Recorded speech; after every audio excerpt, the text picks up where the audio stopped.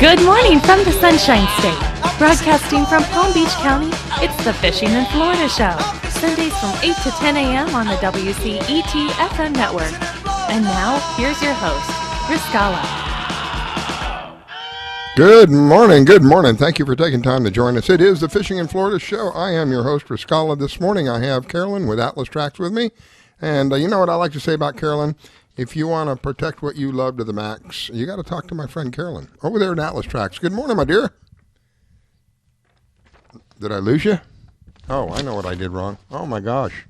Technicalities. There we go. Good morning, Riscala. You know, I got the message loud and clear. So, good morning. Happy Sunday to everybody. Oh, man. It's starting out to be a good day. I'm looking at the weather radar, and there's a little bit of an issue going on down in the south. And believe it or not, right here in Palm Beach County, we're having a small amount of showers going on, a lot of disturbed area, but that's down south of us and out, almost out into the Gulf Stream, down in the Homestead area. Other than that, Florida today looks pretty clear with regard to the radar. We do have some of the beaches are open. They're saying that if you do go to the beach, be aware that it could be a slight, what am I trying to say, a rip current. Beaches are going to show about 2 to 3 foot chops. The I'm having such a hard time this morning. I need to get some coffee. I think I'll go back to coffee. The rip currents are probable, so just be aware. I mean, you get out there and you can see where the rip currents are. All that water coming in has got to go back out somewhere. So if you look carefully, you'll see where it's going back out. You don't want to be where it's going back out. Tides for the day. Well, we've already had a high tide this morning at 3:37. We'll have a low tide at 9:57 this morning, and then the next high tide will be 4:18 tonight. And the next low tide after that will be 10:23 tonight. Let's see, what else have we got? We've got the Gulf Stream is about 10 to 15 miles due east of us here in Palm Beach County, depending upon what part of county that you're in. The overall weather report for today is going to be winds 10 to 15 knots. The seas will be around 2 feet. The intercoastal waters have a moderate chop. So it looks like it's going to be one of them days. Get the boat and the trailer ready. Let's get going. You going to do any fishing today?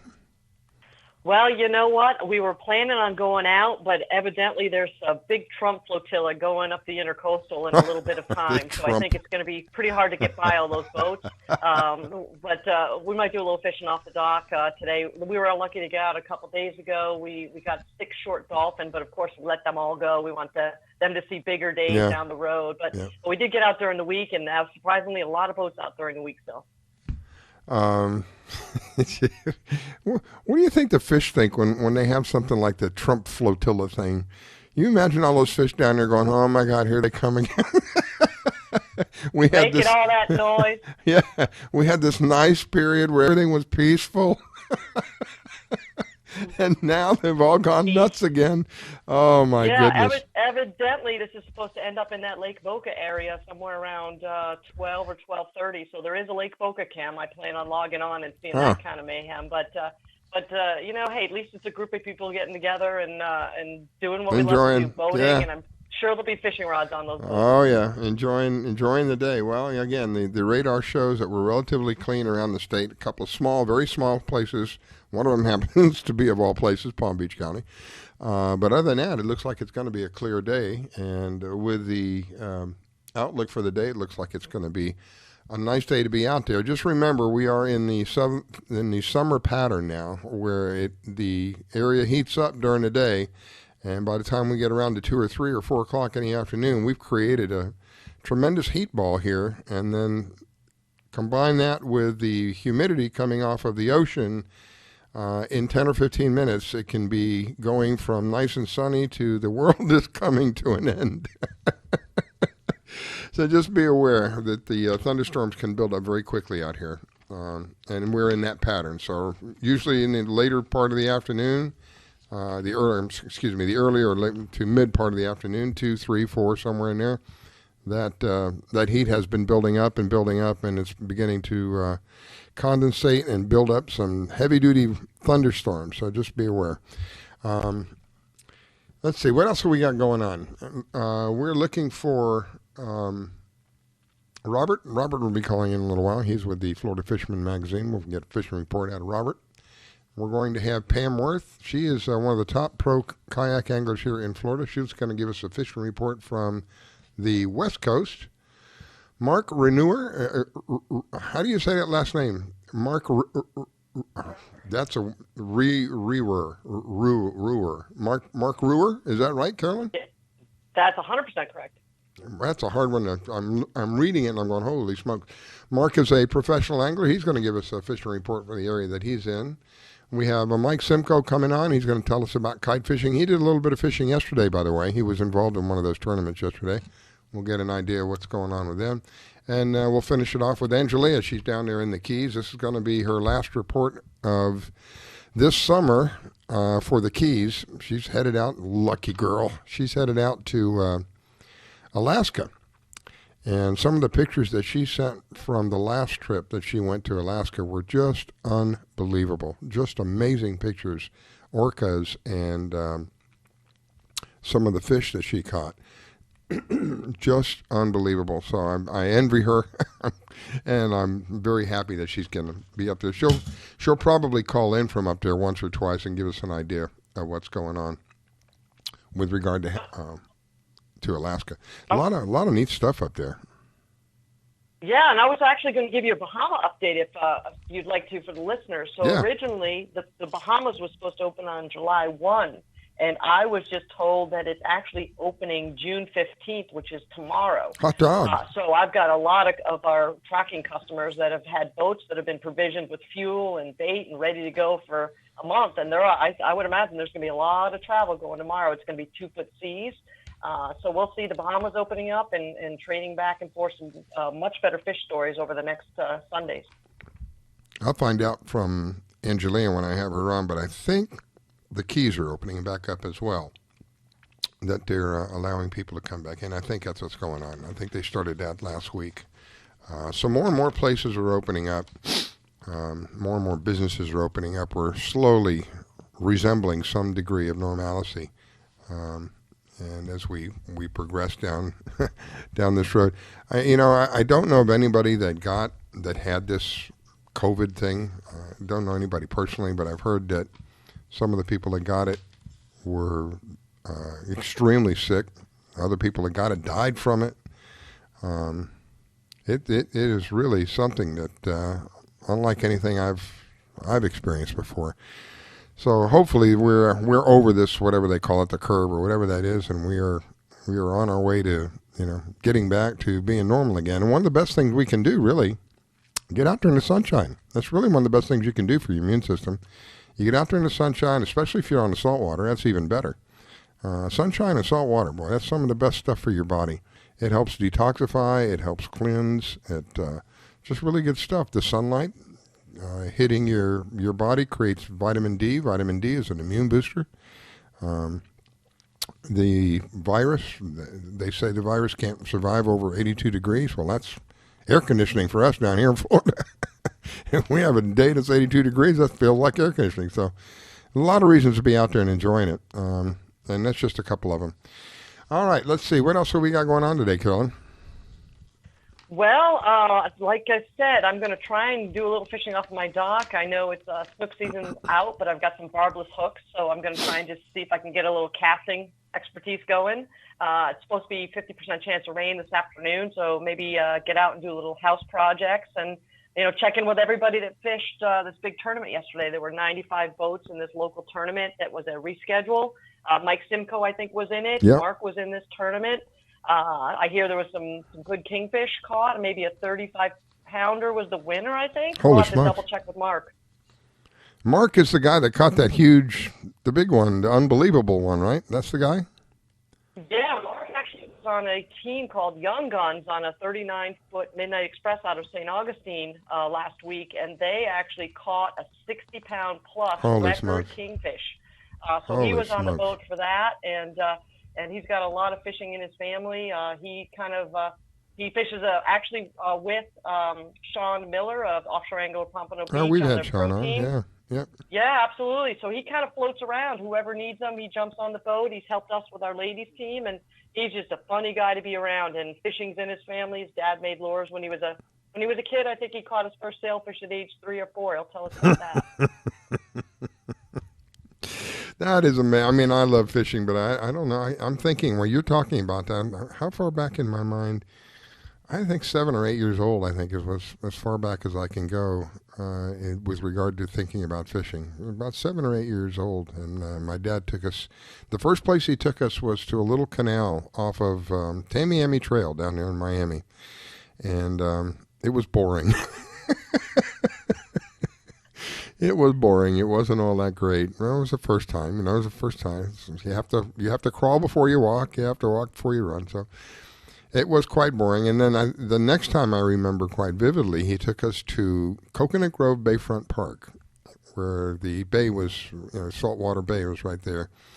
And we went fishing there, and my goodness, what a difference between the two of them. As soon as I put my line in, I got bites. So as a little kid, when you throw your line in, you feel little nibbles on your line. That's just so exciting.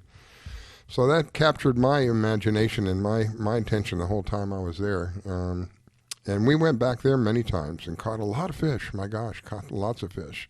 From there, I think some of our favorite spots, believe it or not, were bridges. There were times when we went out in boats and stuff like that, but some of our favorite spots were bridges down in the Keys. A variety of bridges down there. They had what they call a fisherman catwalk on it, which is a place specifically where people go fishing. One of the nicest, and I don't know why they shut it down, one of the nicest catwalks and one of the nicest places to go fishing was Card Sound Bridge. You ever been to the pier? Not the pier. The oh my gosh, the catwalk on the Card Sound Bridge, Carolyn? Spot there, and not only was that a great spot, but even just pulling over on the side of the road on either side of that bridge, there were so many little sandy areas that you can just 1 or 2 cars pull over, throw out your rod almost even from your car. It was so close to the water, and catch some fun stuff. And I'll never forget when I was a little girl, someone was trying to explain what it feels like for a fish to hit. And they grabbed my finger and they pulled on it and they just kind of yanked on it, just like a little nibble. Mm-hmm. And I remember them telling me, well, that's what it's going to feel like.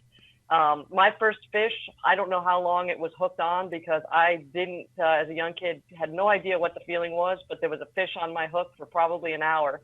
And I thought I was just dragging the bottom, and they're like, nope, you have had fish on there for a really long time. And it was so deep, the hook was so deep in that fish because I just dragged it along the bottom for an hour. Oh. It was a little bass, I remember. It was really fun. Oh, my goodness. Well, there is something about taking your children fishing. So it's the excitement. I took my grandson not last weekend, the weekend before that. Took him again. I don't know. Well, time is such a blur for me. I don't even know what day of the week it is sometimes. But I did take him again, and he had such a blast. I don't know what these fish are called, but they're very colorful here in the lakes that we have. Very pretty fish. I don't think I'd eat them, but he had a tremendously good time. And the excitement, I think watching him get excited was getting me excited. 'Cause they're jumping up and down, and he's ready. No sooner than we get one off the hook, he's ready to get another one on the hook. And they weren't very small. They were probably 3 or 4 pound fish. Nice, he's got a real small rod. Everything that he uses, he's 9, 10 years old. Everything he uses is very lightweight. So anything, if you catch a minnow, it feels like a shark. Oh, absolutely. And, I've got a friend who's a semi-truck driver, and he has a telescoping pole that he keeps in his rig. At any moment, he can pull over to the side of the road and fish for something. Yeah, I have one, and I keep it with an open bail reel on it. But I get I see something that looks nice, let's pull over and throw out a line, see what's going on. That's, in the days when they had me running all over the place, I would run anywhere from, oh my gosh, down south would be just south of Boca and all the way up to Vero Beach. And some of the places that they had me go to were kind of away from everything. And they have some of these beautiful lakes. Oh, my goodness. Some of these gorgeous-looking lakes. Unfortunately, they look good, but there's not a lot of fish in them. I guess because of most of the stuff that I saw was recent anyway. When I say recent, probably within the last 2 or 3 years, this was all built up out there. This was up in the Vero Beach area. It was really, really pretty, but there was, unfortunately, wasn't a lot of fish in it. But yeah, I carry a telescoping pole with me too. Yeah, well, I have to tell you, and your listeners, this is kind of a funny story. So he does a lot of road travel, and what he'll do is he'll catch fish, wrap it up in aluminum foil, and put it on the engine block while he's driving. Oh my gosh! And when he gets to the next spot, he'll take it out, and he'll have a little snack, and he'll eat it right out of the aluminum foil. So he's pretty creative with that. Oh my gosh, that's amazing! I would have never thought of that.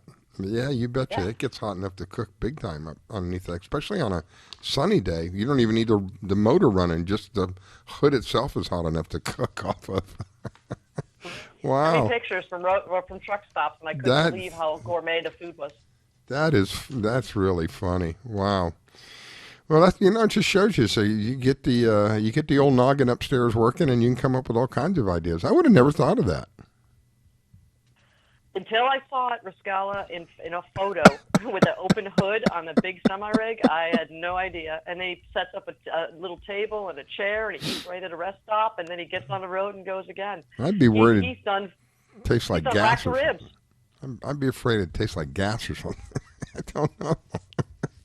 I guess he swears it's excellent. So, I guess if that's, you're traveling, another way to cook your fish. Yeah, if you're traveling, there's a lot of air passing through there, so it's not like you're idling and trying to cook it. You're traveling, so there's air passing through the area. That's crazy. I never thought of anything like that. Wow, can you imagine? Absolutely. You imagine he gets pulled over and the guy says, "I smell something funny." Yeah, I'm cooking under the hood. Oh my gosh. Yeah, right. Put your hands behind your back. Oh, what a riot. We'll have to have Tom call in one day because he is an expert fisherman. I mean, he has articles on wahoo fishing, kite fishing. He'll come over here from the West Coast and fish with us, and we don't come back with no less than a couple sailfish, a couple grouper, mutton snapper. My goodness. He would be the expert to send you up some mutton snapper. So we'll have him call in from the West Coast. Is that where he's at? He's on the West Coast? Right, over at Point of Vedra, like over on that side. Uh-huh. Well, we're going to have Pam calling in a little while for the West Coast, too. We'll find out what's happening with Pam. She is one of the top kayak anglers here in Florida. So she's always got a unique perspective because she's literally on the water's, right on the water's edge. She's not on top of the I guess she's on top of the water, but not like in a boat. It's completely different. When you're in a kayak, you're literally right there. All right, we're going to take a quick break. You're listening to the Fishing in Florida show. This morning it's Carolyn and Rascala. Before I go, I want to mention that we do have the app is ready. Yay, the app is finally ready. You can find a link to the app on our Facebook page. If you go to the Facebook page, Fishing in Florida, you'll see there's a link there for the app. If you want to look up the app, if you search, it's in Google Play, by the way. I'm still working for the Apple stores, but it's in Google Play right now. If you look up the search term fishing_in_Florida, if you do it like that, all lowercase, you'll find it comes up under our home network, WCET FM, and you can download it, and it's going to be the easiest way that I know of to listen to the show. So the app is out. The app is in the stores. And looking forward to having more people listen because now it's going to be really easy. Anyway, we're going to take a break and we'll be right back. Please don't go away. Here we go. You're listening to the Fishing in Florida show with your host, Rascala Stevens. Don't go away. We'll be right back.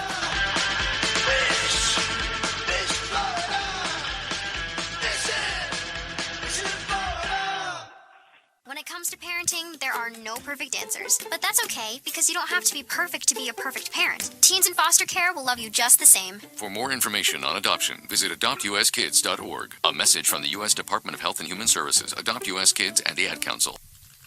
Thinking of moving?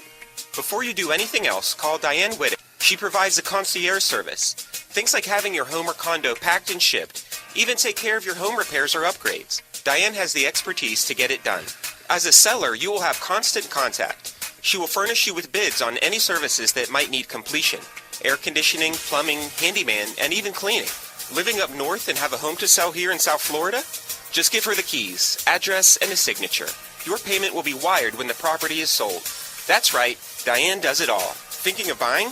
Diane has great listening skills. Tell her what you want, Give her your budget, and like a genie, she will make your real estate wish come true. There's no regrets when you choose Diane Whittick. To reach Diane, call 561-247-5478. That's 561-247-5478. Do you need toner for your Epson, Hewlett-Packard, Canon, Brother, Apple, or Sharp printers? Look no further than Laser Technologies. In business for over 20 years, they offer the lowest prices on toner on the web. They can also repair your laser printers and toners fast and easy. Call their expert staff today at 561-792-9600 or email us at service@laser-technologies.com for all your toner needs. All toner is shipped nationwide. Why wait? Get the lowest prices on toner. Call or email us today. Do you have an unusual pet? Did you know that the Rainforest Clinic in Loxahatchee specializes in exotic pets? They see pets that other vets don't. Parrots and chickens, ducks, geese, turtles, snakes, goats, pigs, lizards, and even monkeys. Are you a beekeeper? Dr. Clubb, the first of her kind in the area? Yes, she takes care of bees as well. Dr. Susan Clubb has decades of experience and known around the world for her reputation as a premier avian vet. Located at 3319 E Road in Loxahatchee, just a short distance north of Okeechobee Road, you will find a modern clinic with in-house labs, which allow you to get your test answers quickly. You can find them online at www.susanclub.com. That's www.susanclubb.com. Or you can reach her at 561-795-4878. It's Dr. Susan Clubb. That's 561-795-4878. The Rainforest Clinic located in Loxahatchee. 561-795-4878. Want to give your pet the celebrity treatment? Have you heard of Holly Wolf Pet Grooming and Care in Royal Palm Beach? They're located just off State Road 7 and have been servicing the area for 14 years. Holly Wolf Pet Grooming and Care is the home of the Blueberry Facial, also specializing in tartar removal with 8 years of assisting in dental procedures. Holly Wolf Pet Grooming and Care? They're more than just about dogs. They are the only experienced cat groomer in the area. They also cater to all breeds and sizes and open 6 days a week. Holly Wolf Pet Grooming and Care, located just north of the Super Walmart in Royal Palm Beach. You can find them at 250 Business Parkway. They specialize in shampoos with no extra charge. Flea and tick dips also available. Holly Wolf Pet Grooming and Care. You can give them a call at 561-793-9992. They also provide gift certificates for those looking for that special present. Holly Wolf Pet Grooming and Care. 561-793-9992. They're located in Royal Palm Beach. That number, 561-793-9992. Call for your appointment today. This station is now the ultimate power in the universe. We have ignition. Strap in. 5, 4, 3, 2, 1. I grab my fishing pole and cast it in the water. I fish until dawn. Oh my, I caught a shark. I'm fishing and blowing on. When the sun shines all day. It just caught me a grouper. So I'm fishing and blowing on. Oh yeah. Fishing and blowing on. Good morning from the Sunshine State. Broadcasting from Palm Beach County, it's the Fishing in Florida Show. Sundays from 8 to 10 a.m. on the WCET FM network. And now, here's your host, Riscala. All right, we are back. It is the Fishing in Florida Show. Good morning. Good morning. It is an honor and privilege to have you join us. A big thank you to our home network, WCET FM 101.7 out of Columbia. A big thank you to High Point Radio. High Point is 1690 AM out of New York, New Jersey, and Pennsylvania. A big thank you to KYAH AM, Utah's Talk Authority. They are 540 AM. And our latest, Marina Rock Radio. Marina is Yacht Rock's sister station, and they happen to be a tune-in station. So if you have the tune-in app, you can go to the Marina Rock Radio station, and you can find us there as well. The easiest of all things, yes, it has finally happened. Pigs have finally flown. We do have the app. The app is ready, and I do like to re-emphasize to people that it is simply a way for us to allow you to listen to our shows. It has no commercials. It has no push notifications. It has no spyware. It is a minimal use on your phone. It's a quick download. It's free. You can find it at the Google Play Store. if you look for fishing_in_Florida, you will see it under our home network, which is WCET. I'm working with a developer to get it to be a little easier for us to find, but right now it is available, and that is the easiest of all the ways. The next easiest way is to go to our home network, www.wcetfm.com. And if you are so inclined, give us a donation, because that helps. We are a subscriber-supported station. Or you can go to our Facebook page. If you go to Facebook, Fishing in Florida, click on Contact Us. You'll be connected to our live server. In the meantime, let me welcome back my co-host, Carolyn. She is with Atlas Trax. If you want to protect what you love to the max, who are you going to call? Carolyn at Atlas Trax. Welcome back, my dear. Good morning again, Riscala. You know, I've got to figure out what's happening, whether it's you or it's the board, because this has been happening more and more, where all of a sudden you'll fade out or you'll burst in, but then after the first word or two, everything is fine. Now, I'm wondering if it's the board. I may have to call tech support and find out.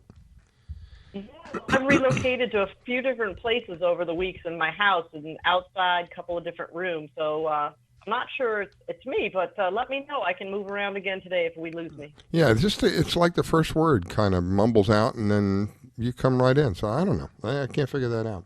Anyway, I'm kind of looking for Pam here. I was hoping that she'd be calling in by now. Pam is one of the top female kayak anglers here in Florida. She brings a unique perspective to the table, because she fishes areas where, kayaks get into places where boats would never even dream about. And she has some interesting things. Did you, I don't know whether she posted or not. She sent me a picture of a snapper that she caught. Oh my gosh. Oh, I'm like, why do you send me? To torture me. That's why. So you can torture me. Look at what I caught. I have to tell you, I'm kind of excited because a friend of ours just bought a 2-person inflatable kayak, of all things. Oh, wow. They're probably going to bring it over to the house here today. And if it's fishable, I know it sounds crazy with hooks and inflatables, but I might see if I can jump in there and do a little trolling in the intercoastal. I saw, we're talking about kayaks. I saw I don't know if you saw this article. I posted it. I think I posted it on my page.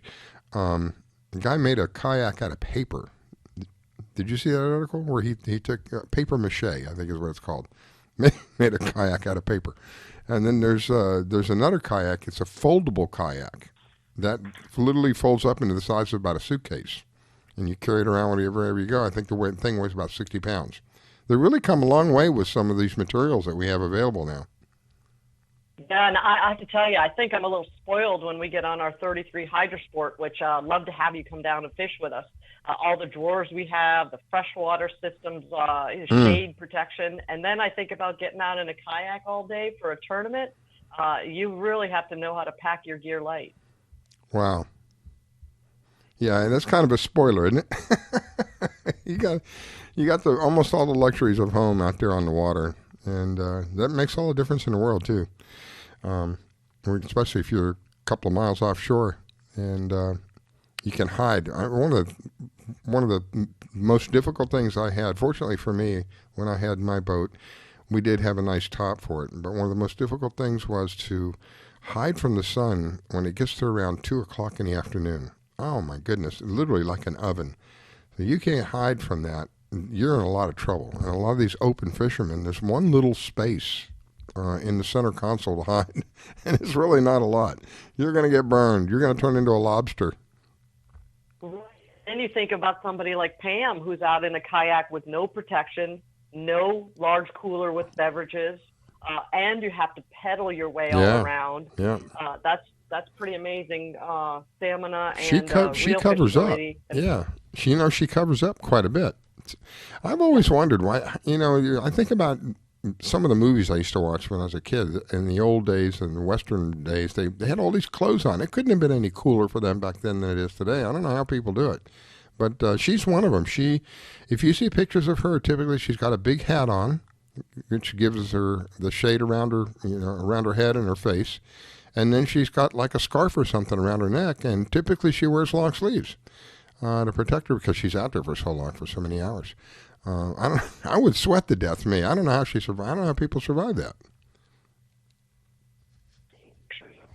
She's actually pulling sailfish across her lap on the kayak. Yeah. So how I know what it's like to fight one on attached on a bigger boat. I can't imagine getting it to your boat on a kayak, being pulled around for a while, and now grabbing it safely and gently and getting it across your lap on something that's teeter-tottering. It's amazing. I can't wait to try it. Yeah, she's been doing this for quite some time, and some of the stories that she has with regard to some of the fish that she's caught. Now, I think it's still up on the Facebook page. There's a picture of her holding this fish that's about as big as the kayak. It is amazing, really. It's just holding this fish that's about as big as the kayak that she's in, almost as big, at least 3/4 the size of the kayak, at least 3/4. A big smile on her face, one hand on the bill of the fish and the other hand underneath the gill there to support it. And it's literally on the water. I mean, you're on the water's edge. You're just, it's not like being in a boat where you're, a couple of feet above the water. You're right there on the water's edge. So, yeah, that's amazing stuff. I don't know. I mean, she may be having issues this morning because she would have called in already. We'll have to find out after the show, see what happened. But she's got some amazing stories and some of the places that they can go with these kayaks. Now, you mentioned she pedals. She has her pedal, I think the last one that she has, or the newest one, I should say, I think now is a prop. The one before that was, I don't know how to describe it. It's not a prop. It's like a flipper, like you have like a flipper or paddle wheel or something. Yeah, like a flipper when you're down, scuba diving kind of thing. It's that kind of thing. This one's got a prop. So you can imagine some of the places you can go are just, literally inches deep, and it allows you to access areas that you'd never be able to go in a boat. So there's a lot of advantages, of course, a lot of disadvantages as well. I told her one time I'd like to go fishing. I see these guys do this, and it really amazes me. They're in kayaks, and they'll go for these Goliath groupers, and they will hook a grouper that's like, 300, 400 pounds in a kayak, and they'll fight with it. This thing takes them for a ride, and they'll fight with this thing for an hour and a half, and then finally bring it up just to let it go and do it again. Oh. It's amazing, and I found a story in Australia. This guy went out fishing offshore, hooked up to a blue marlin that dragged him 10 miles offshore. Oh, I read that.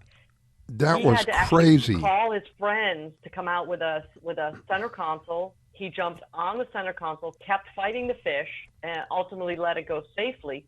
But that was crazy. You could find the footage on Facebook or YouTube about him fighting this huge marlin. The photos are amazing of this fish jumping in front of him as it's pulling him out, just like the old man in the sea with Ernest Hemingway. I don't know. I think I'd be changing my underwear. and it got really rough for him too. It was 3 to 4 foot seas where that thing took him. That's just, I've wanted to try kayak fishing, and that's one of the things that I say when you go fishing, it's kind of sort of in a way like playing the lottery. You may get nothing, or you may hit the grand prize. You never know. And you drop a line down in a kayak and you hook one of those Goliath groupers, I might be cutting the line. I want that thing. I watched this one guy. He fought it for about 45 minutes or so before he brought it up. Now, they cut the video short. They edited the video out, so it's not 45 minutes. It's only about 5 minutes of video. But I can imagine knowing that you've hooked into something that's bigger than what you're floating in, and it's far heavier than what you're floating in. And at any given time, if you make the wrong move, you could flip right over. It's just, that's the reality of it all. That rod goes the wrong way, and it goes too far down, it'll flip you right over. So you've got to be constantly aware of that. I don't know. I think I would like to fish from a kayak, but let's keep it to around minnow size, just to be safe. Let's keep it around minnows. I think I'll be all right with that. I'll try lake and a little bass and see how that works for me, because as you mentioned, that Goliath grouper, that fish is pulling straight down versus something like a blue marlin. So that's really going to do a lot of torque on possibly flipping over that kayak, like you said. And I'll tell you, and that's a catch and release fish too. So that would be definitely one of a lifetime in that. And normally there's the kayak tournaments over here in Pompano Beach area, which were canceled last June, actually for June, but those will be starting up, I'm sure, again in no time. Yeah, that is the Extreme Kayak Tournament. Joe, I can't think of his last name. We'll have him on and give us an update. I apologize, Joe. I can't think of your last name right now, but he's the one who puts that on. And Pam is one of the contestants in that as well. That's really a neat sight to see. You got all these people in kayaks out on the beach. They all launch at the same time. It's really, really an amazing sight to watch. And then they go out and they do their thing and they come back. Yeah, pretty cool stuff. Kayaks are, they've come a long way. Pam was telling me that they are very stable in comparison to what they had just even 5 or 6 years ago. They've done a lot of things to help stabilize them and make them more efficient out there in the water. We mentioned the paddle thing. I think in a way that's pretty cool because with a kayak, it's not like when you have a boat, like you have a large boat. If you wanted to take that boat on the road, for example, you'd have to have a trailer. Then you'd have to trailer that boat down to wherever you are going. Then you have to take it off the trailer. Then you get it and pay for the gas for the boat. And it's, a boat that size, it sucks up the gas pretty quick.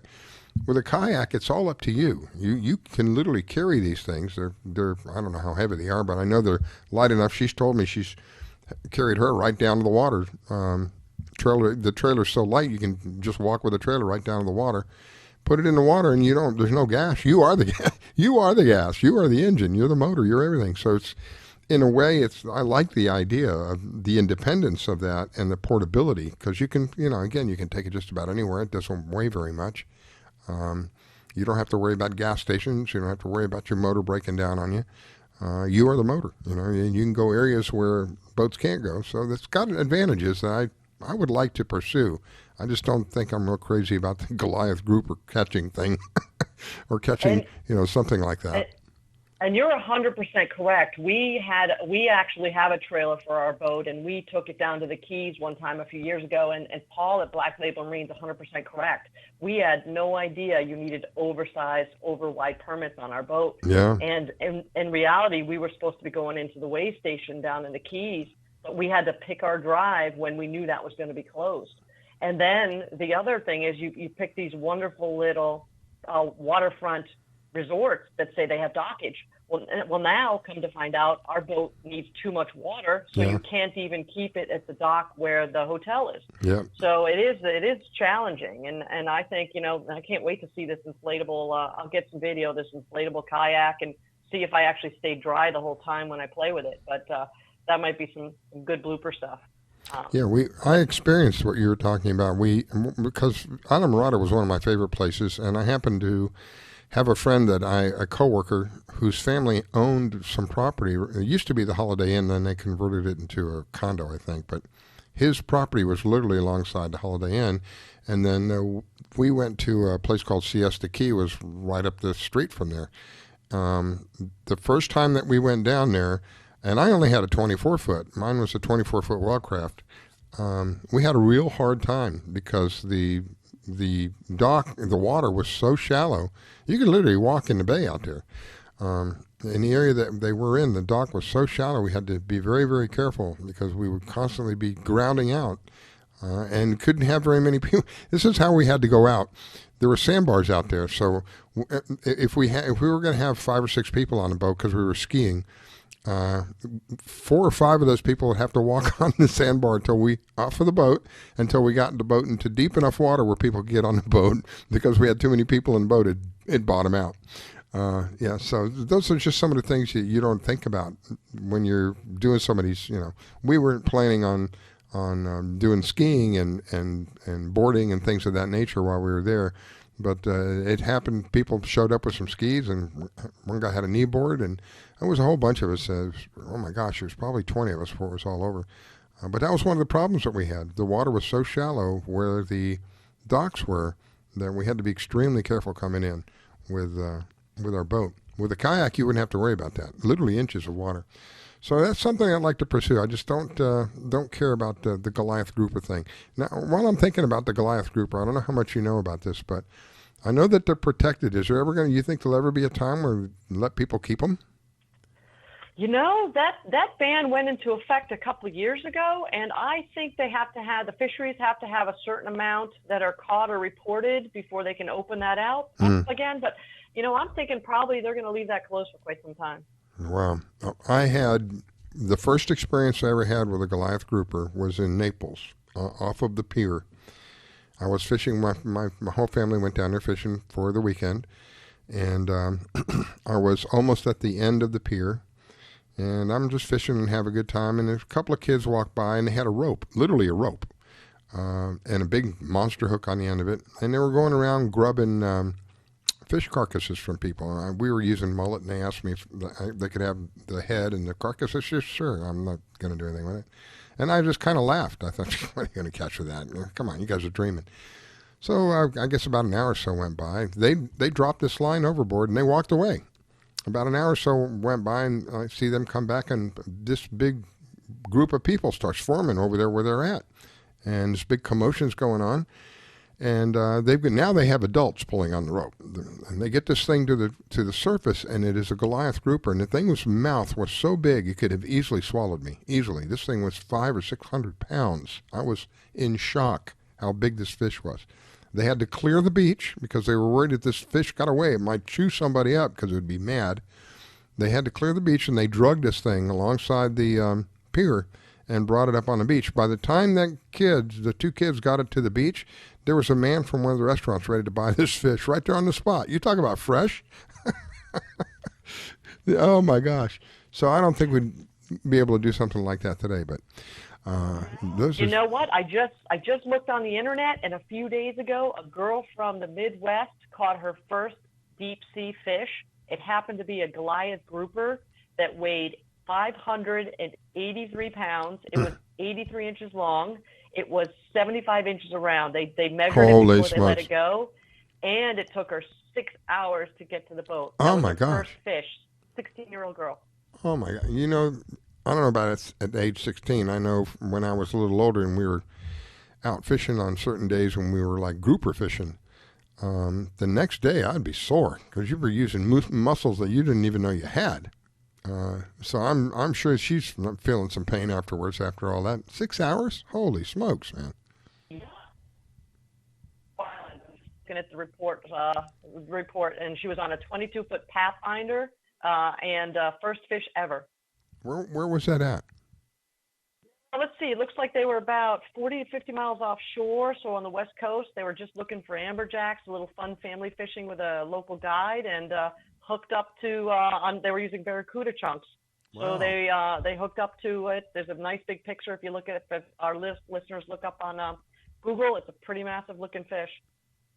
You know, it's amazing how on the other side of the state you have to go out so far, 40 or 50 miles. My gosh, if you went 40 or 50 miles offshore here, you'd be in, 2,000-3,000 feet of water. It'd be pretty deep pretty quick. Yeah, I could tell you another story about that too. So we have a customer that went offshore 200 miles off the West Coast yesterday, and luckily they had a tracker, one of the Atlas Trax trackers. His family was able to track him the entire way because they stayed out for 2 days. So evidently there's a huge drop out there that's like falling off the earth.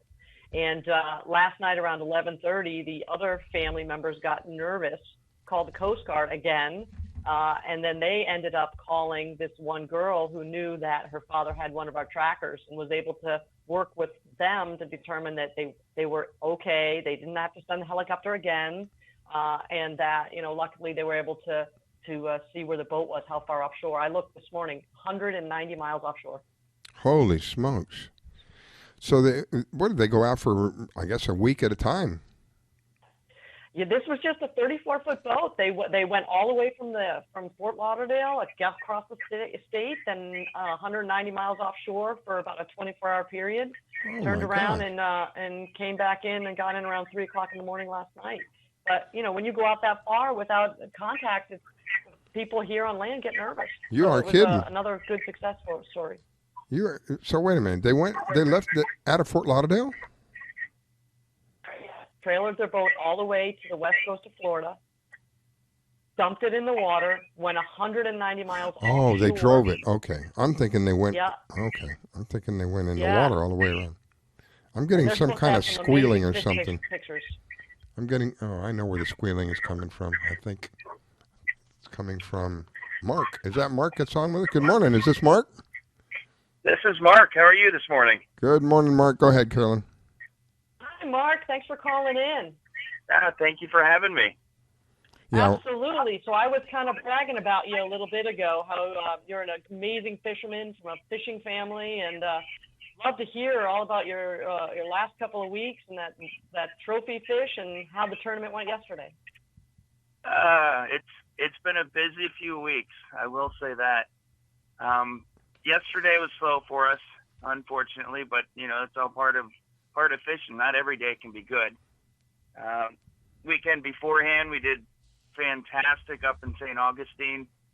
We actually broke a record up there on a kingfish that I guess is a 30-year record. It was broke last year, and then we broke it again this year with a 60.65-pound kingfish. I didn't know they got on, that big. Carolyn was telling me about this, and I really didn't know they got that. That's kind of scary to see. How long was that? How long was that fish? 6 feet? It was over 5 foot. It's a big female. She was a very thick fish, had a lot of girth on it. There was a 48-pound kingfish caught the next day. Wow. And they were sitting right next to each other in the same cooler. And ours was only about 2 inches longer, but the difference is in the girth on the fish. Wow. Wow, so that broke a 30-year record. And a silly question, how are you going to cook it? In that specific tournament, any kingfish that you weigh are donated. Oh, wow. So they actually keep them. A lot of the tournaments will do that. And they use those fish to feed the needy. How cool is that? I like that. Wow, that's great. And is it people that are in the local area that benefit from this? Generally, yes. I like that. Carolyn, you didn't tell me about that. Well, I was bragging about Mark and everything he does. That's one thing on the list there also. So wow. So absolutely. And what'd you catch that fish on, Mark? It ate a live blue runner on top. We were bump trolling. Slow trolling, one motor in gear, one motor out of gear. Just keeping your baits pulled behind the boat so you can keep control of them. And we had a really tough day until we got that bite. We got that bite at about 2 o'clock in the afternoon. So first thing in the morning, we had 3 small fish. Then we got a 15-pound kingfish around 1 o'clock. And then we caught that bigger fish around 2 o'clock. And at that point, we decided just to run back to make sure we had got in time for the weigh-ins. Last thing you want to do is have a winning fish and not get back in time. You have nothing. You talk about a bummer. Oh, my gosh. Oh, yes, my God. And it has happened to other teams before. You just have to plan accordingly. Wow. That would really bum me out. And you were fishing on the Young Guns fishing team, right? That's a local Pompano Beach team. Is that who you're fishing with? Yes. So I fish a Pro Series tournament with Team Young Guns, and then I fish a lot of our local tournaments with our club team, which is OAPB, Offshore Anglers of Pompano Beach. So we fish, I'm going to say about 26 to 27 tournaments a year. Wow. Between both teams. So well, I spend a lot of time on the water. Yeah. Gee. But never enough. Well, now, Carolyn. Yeah. Carolyn tells me Florida leak. What is Florida leak? Florida leak locators. We find and fix leaks in swimming pools. Oh, wow. The name says it all, and that's all that we do. Okay, I thought maybe it was like tanks or something like that. Companies, pool builders that use us, pool stores, and then we have homeowners call us direct also. Okay, so let me get off the subject for a second, just a little bit. I never realized pools. This is going to be silly of me, but I'm ignorant and I want to learn. Pools leak. I mean, like you can fill a pool up and it becomes empty. Well, I mean, if a pool's leaking, you're going to have to keep adding water to it. As you keep adding water to it, your water bill goes up. You need more chemicals. So it gets costly to maintain a pool that's leaking. How do you know if a pool? I'm ignorant. So I've only owned one home that had a pool, and I only lived in that home for 6 months. So I really didn't have a great experience. It was during the winter, so I didn't even use the doggone thing. So if your pool is leaking, I know that you have to add water because of evaporation. That's normal. But how do you know if your pool is leaking? If it's like leaking just a little bit, is there a way to find out? There is actually. A pool can evaporate up to a quarter inch a day. Now, if it's anything more than a quarter inch, you probably have a leak. But to determine, you can do what's called a bucket test. Take a 5-gallon bucket and you fill it up with pool water. You fill it up to about an inch from the top of the bucket. Now you set that bucket on the step in the pool. And then you mark the inside of the bucket water level with a marker or a piece of tape. And then you mark on the outside of the bucket the pool water level. You run your system as normal for about 24 hours. And if it's just evaporation, the bucket water will go down and the pool water will go down the same amount. Wow. If you have a leak in the pool, your pool water is going to go down on the outside of the bucket more than the bucket water will go down inside the bucket. Well, see, this is one of the things I like about doing this show. I'm always learning, even though I'll probably never have a pool. This is really interesting. I would have never been able to figure that out if I had a leak in the pool. So that's the other thing that you do then. So www.floridaleak.com. You can go there and get more information about what Mark does with regard to leaks. When I first saw it, I thought so many things leak nowadays. I honestly thought it was like gasoline tanks for the gas stations, because I've heard stories that they leak. That was my first thought. I didn't think about pools. Wow, that's amazing. Yeah, pool leaks. I mean, the ground settles around pools. The ground always settles.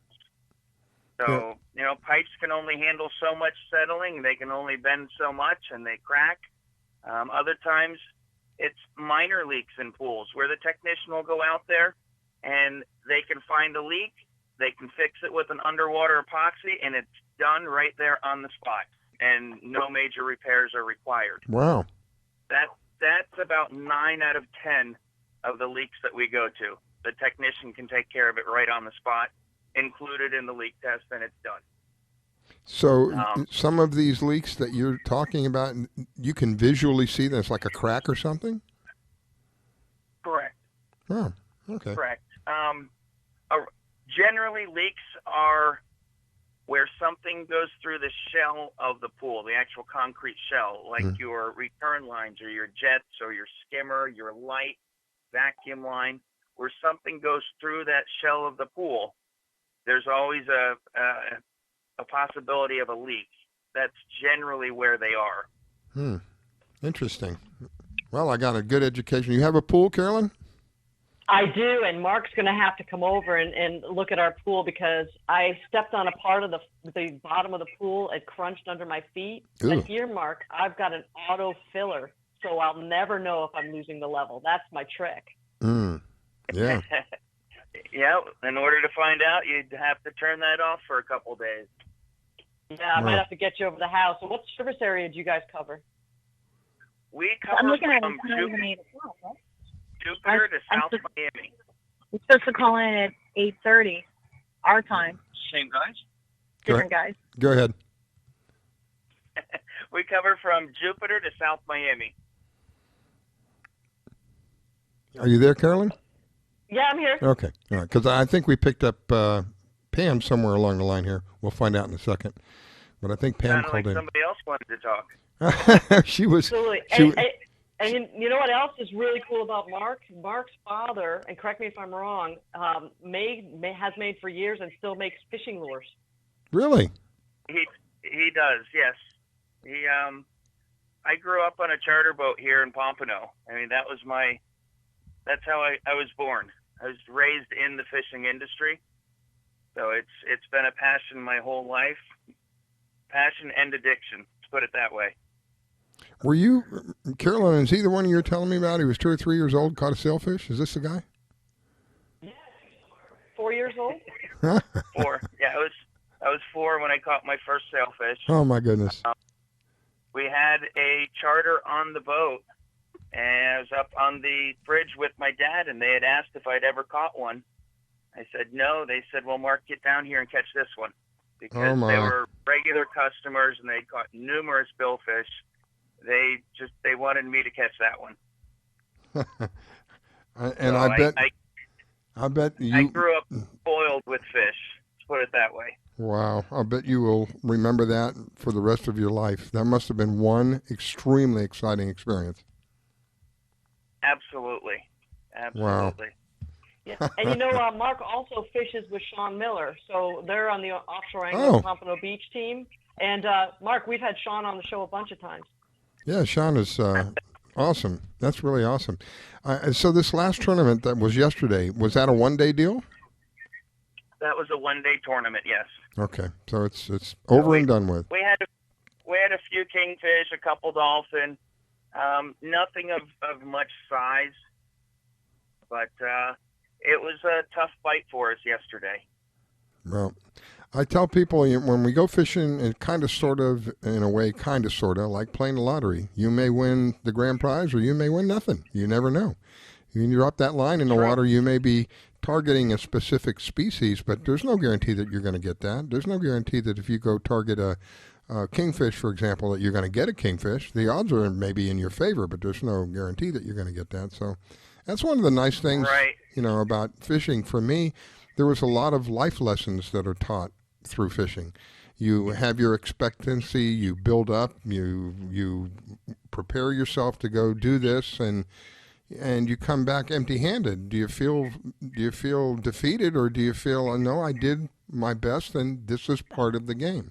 It's a learning experience. That's why I'm so supportive of fishing and children, taking children fishing, because you can teach them a lot of life's lessons while they're out there fishing. They catch a big fish, you can always explain to them that, look, this fish that you caught, this was because you were determined. This was because you went through the issue of having a fishing rod, baiting that rod, throwing the line out. All of these things can be reflective in your life. When you want to go after something in life, you're going to have to do the same thing. So this is one of the reasons I support fishing. So fishing and small family-owned businesses, that's what it's about for me. And I take it you're a family-owned business as well? I'm actually a license holder for the company, and the owner is in the office every day. Yeah. Small businesses, this is outsourced. We're all right here. Yeah. Small businesses is really what we should be focusing on right now, more than ever before. After going through what we went through with this deal, with this virus deal, there are so many small businesses that are hurting. I just ask people to be mindful. When you have an opportunity to deal with a small business over a big corporation, please consider doing it with the smaller, locally owned businesses, because they're giving back to the community in many ways, many different ways. Absolutely. All right, my friend. Well, we're running out of time. I want to give you an opportunity, anything you want to say before we go, and I want to thank you for taking time to call in. And Carolyn, thank you for inviting him as well. I'll give you a minute to give us any parting comments, Mark. I'll let Carolyn say goodbye to you. All right. Well, I thank you very much, and thank you, Carolyn. It was a pleasure. If somebody needs to get a coolie checked, how would they get a hold of you, Mark? They could call us on the phone is probably the best way. It's 954-781-4219, or we're on the web, Florida Leak Locators. All right, my friend. God bless you. Tight lines and get out fishing with your boy. Have a great day. We'll see you in the neighborhood. Thank you, Carolyn. You too. Thanks, Mark. Wish you an awesome day, my friend. Thank you. You too. All right. Bye. Bye-bye. Okay, I think I have Pam on the line here. Let me see if this is Pam. It sounds like Pam. Are you there, Pam? Yes, I am. I'm sorry. I thought I was on mute when I was talking. Okay, I am in, and I'm sorry. I know I'm late. I apologize. Right. I've been in Pensacola pre-fishing for a tournament, and there's an hour time difference. Yeah, that's right. I have my phone set for the right time, unfortunately, it was the wrong time, if you know what I mean. They're an hour difference. Yep. So what's it like up there right now? It was a little choppier than we anticipated. It was supposed to be pretty flat, and when I got here Friday, it was dead flat. It was like a pond. Wow. So Saturday, I'm fishing with a friend of mine, and we're in the kayaks, and it's the first weekend for red snapper. So we're out there going to go get some red snapper, and one of my other buddies, Derek, says, and you've had Derek on before, he says, it's Derek's tournament I'm pre-fishing for. Oh. Derek Benton. So anyhow, long story short, he's like, "Oh, you're going to limit out in an hour and a half." Well, I got lucky, and I got my, well, you're only allowed 2, but I caught 3 snapper, really nice ones, and we ended up, Paul and I got between us 4 dolphin as well, but it was like, what do you think the top was? Close to 6 feet? Yeah. It was easily 6 feet out there, the wave. Wow. And it was blowing. Wow. Blowing. So the conditions were really, really tough. Really tough. And I felt bad because I invited Paul up and I said, "Oh, it's going to be so much fun. It'll be easy." He's always had a paddle kayak, and I was giving him my the one that I used for tournaments for years. Mm-hmm. I said, "It's safe. You won't have any problems." Oh, my God. The conditions were like breakers to launch and breakers to come in. Oh, my goodness. Hey, we ended up with some really good fish. Well, the one that you sent me a picture of, I was salivating and saying, "I envy you." My goodness, that was a beautiful looking snapper, the red snapper. And so you ended up keeping 2 of them? Yep, and that was the middle-sized one. That wasn't even the biggest. My biggest, what do you think the biggest weighed? Oh, probably 7 or 8 pounds. Oh, my. Nice. Yeah. Nice. Yeah, I thought it was pulling drag, and I almost had the drag locked down. So I'm thinking, what do I have, a kingfish making a run? You know, because one of the guys caught a beautiful kingfish on trolling on the way out to go look for snapper and grouper. But, yeah, it was really kind of gnarly conditions, as the kids would say. The gentleman that was on just before you, Mark, he caught I can't remember, how big was the kingfish, Carolyn? 60? 60.65.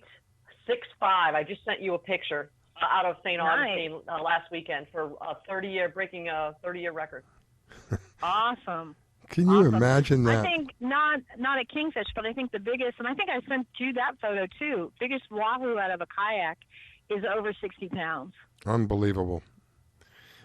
So tell me, I know that you've had to have an experience like this where you hook something like maybe like a Goliath grouper. We were talking about Goliath groupers in kayaks earlier. Have you ever had that experience where you hook something so big that it literally begins to pull your kayak over?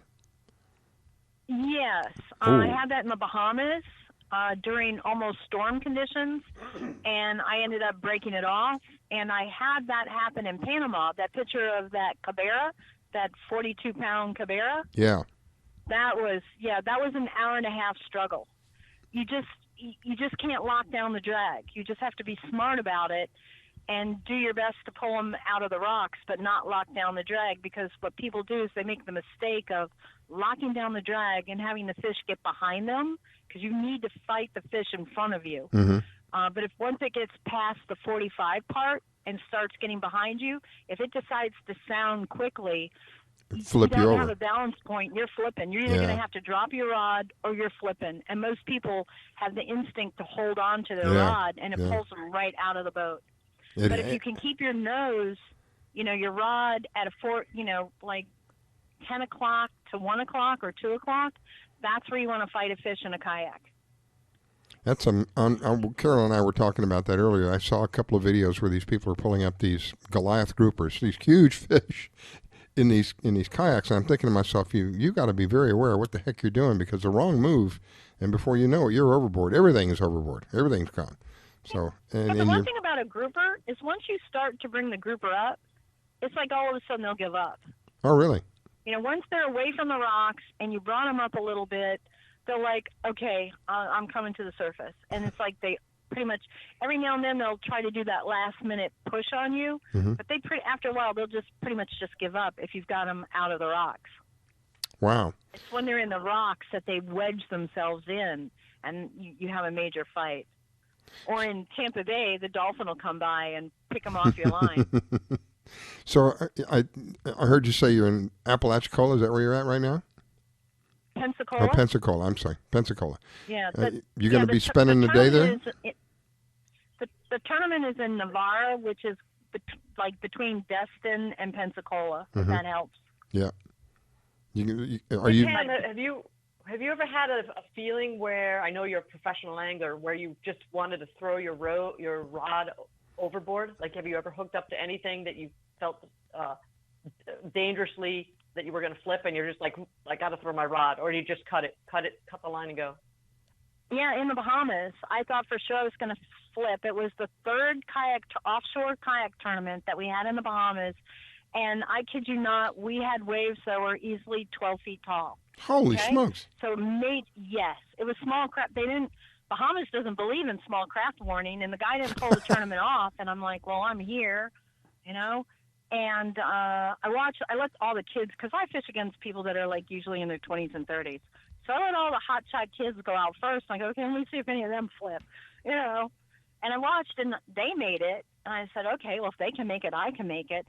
But I made a turn, and with the wind and the waves, I didn't realize that the tip of my rod got wrapped in the braid. So when the big grouper hit, it sounded. And at the same time, a major wave was coming, so I was at the bottom of the wave. So I have a fish that's already pulling the back end of my kayak.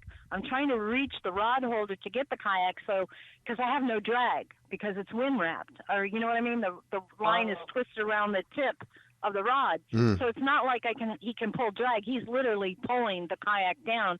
And I have this monster wave coming at me.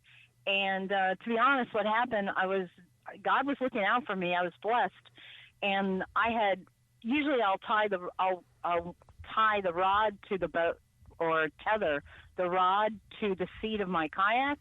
Well, this time for some reason I tethered it to the rod holder, and the whole rod holder snapped off. So I watched $1,000 worth of gear just go into that wave. Wow! But I didn't flip. I didn't. Wow. I'm sure it would have pulled the rear end of my kayak under with that wave. Holy smokes! So yeah. And that was when I was probably the most, I don't want to say terrified, but petrified. So now I'm letting my heart calm down, and I'm like, okay, it's near the end of the tournament. I'm going to come in, and I'm like really mad at myself for doing that stupid mistake, and I'm not watching where I'm going. And there's this little reef that's like a quarter mile out. And I'm coming back, and all of a sudden I hear that roaring noise. And you can feel when you're in the kayak and you're about to be pulled by a breaker, it pulls you backwards and then shoots you forward. And all of a sudden, I'm on top of a breaking wave. Not under, but on top, where you're going to go nose down first. Thank goodness I was in a pedal kayak. Think of the Flintstones in their car. You never saw somebody backpedal so fast in your life to get back off the crest of that wave. That one trip was probably the hairiest experience I've ever had. And it taught me a lot not to be so cocky. Wow. Well, we were talking about the advantage of having a kayak versus a boat, because Carolyn has to deal with how big is your boat, Carolyn? 36? 33-foot Hydro Sport. Yeah, so that's pretty big to trailer. I thought it was kind of cool in a way, because I know you described to me there were times when you took the kayak and just disconnected it from the car and just walked it down to the beach. It's that light that. And you don't have gasoline to worry about, or any of that stuff. You just get in, and you are the engine. You are the power. So in a way, that's very, very freeing. It's very independent, if you will. Wow. Well, I appreciate you. It's fairly maintenance free, and I mean, if it comes to electronics, I think I have an extra electron or something like that, because I can mess up anybody's electronics. So, it's pretty carefree, and I just take the pedal system in. Every few months to get it greased, like you would the axles of your trailer. You probably grease them, every 3 months? I think Carolyn doesn't have one anymore. But when I had mine, it was every week, because I was taking my trailer and dropping it in salt water. It's every week. Every time that we brought the boat back, it got washed out, and at the same time we greased up everything because I couldn't take the chance of something freezing up on me. Anyway, I'm running out of time. Let me let Carolyn say goodbye to you. Pam, thank you. I greatly appreciate you calling in. I wish you well. Thank you, and I'm so sorry I was late. That's all right. I totally apologize to you guys. No worries. I'm glad that you're okay. That's my main concern. Go ahead, Carolyn. On your back, all about you. So that's all right. Yeah, good luck with the tournament, and hope to have you on soon. Tight lines, my dear. Okay, hon. Y'all take care. Bye-bye. All right. Thank you, Pam. Wish you an awesome day. Okay, I think I have Mike on with me. Mike is with kitefishing.com. Is that you, Mike? Good morning, Riscala. Carolyn, how are you guys? Good morning. How'd you do yesterday? Oh, I'll tell you what. Yesterday, I just love these pop-up tournaments. You know, they West Palm Club puts them on. They tell us on a Wednesday that they're going to do the event on a Saturday. You know, everybody's kind of dying to get offshore and, you know, use their boats. So 55 boats entered. This one was called Mahi Mutton Madness. So it was Mahi, only Mahi and only mutton snapper mattered. And we managed to get a third in both categories. So that was kind of a cool thing. That's kind of both sides of the fence, isn't it? You're going for the top and the bottom, right? Isn't that where mutton snappers are normally on the bottom, right? You're right. You're right about that. We the boundary was 25 miles out, so we got in my boat in the morning and decided let's run and call it run and gun. So look for signs. Put a guy in my tower, so he's always looking for, weed, boards, pallets, right. Anything that looks like structure for mahi. And we ended up running 25 miles out, doing a U-turn, didn't see a thing. And on our way back, the perfect sign. We saw a log that was about 8 feet long, branches on it, looked like a broken branch off a tree. We slide up to it, thinking, because a lot of times, 9 times out of 10, you'll pull up to something like that, especially when there's nobody around it, and you'll see everything from triple tail bait.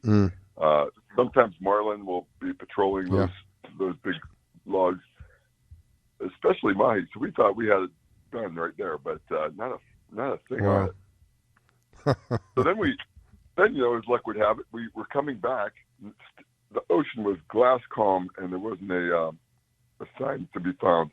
We're in 1,800 feet of water, and Chris, who was up in my tower, said, "Hey, flying fish were showering about, I'd say, 30, 40 yards in front of the boat." So that's a good sign. We didn't kick them up. They were coming up for some reason.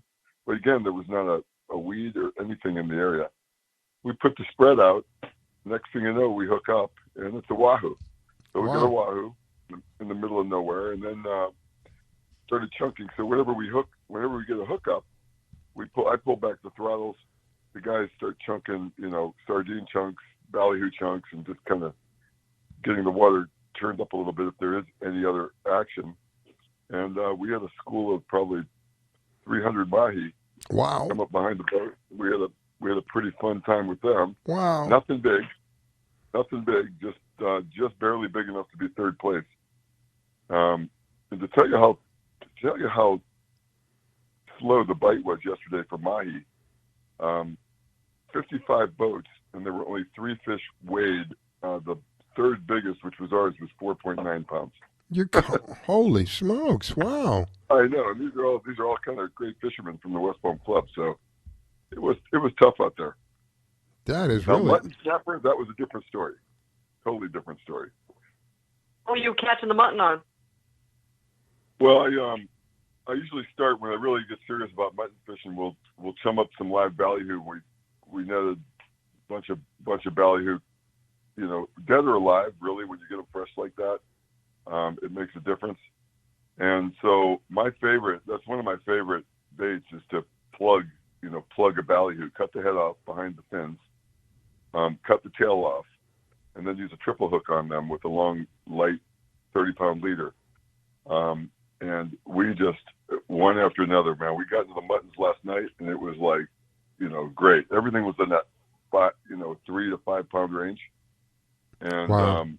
Guys had a great time, and again, that mutton, one of the muttons we caught, which is almost 5 pounds, was big enough for third place. So we got lucky. My goodness. Oh. so fun. I was able to go out a couple weeks ago on the full moon and did some jigging between 6 p.m. and 8. And boy, we had fun. I mean, I hooked up to 3. I was the only angler that caught, and we were, 3-4 pounds. It was great. Yeah, where were you? Were you south or were you up in Palm Beach? I was just at the Boca Inlet, maybe about a half mile north and about 70 feet of water. Oh, perfect. There's nothing better than that. There's something about being on the water, especially on a calm night with the full moon. Oh, my gosh. That is just, words cannot properly describe the feeling that I have when on a night like that. That would be some of the stuff that we would love to do. Typically, go out into Biscayne Bay during those nights, and we go shrimping. And until it got to look like a parking lot, then stopped doing that. But there was a time when you could actually go shrimping at night, on a night like that, come back with, oh my gosh, 10, 15 pounds of shrimp easily, just in a couple of hours. And it would be just the atmosphere is just unbelievable. It's just gorgeous. The reflection off the water, especially when it's calm. It's a little different when it's rough out there, but when it's calm, it's just such a serene atmosphere. It's unbelievable. I envy you guys. You guys are able to do that kind of stuff. That's great. Well, all you have to do is make the call and come down, Riscala. We got a spot on you. Oh, thank you. I appreciate that. God bless you. I appreciate that. That's wonderful. Have you got anything planned for this next week?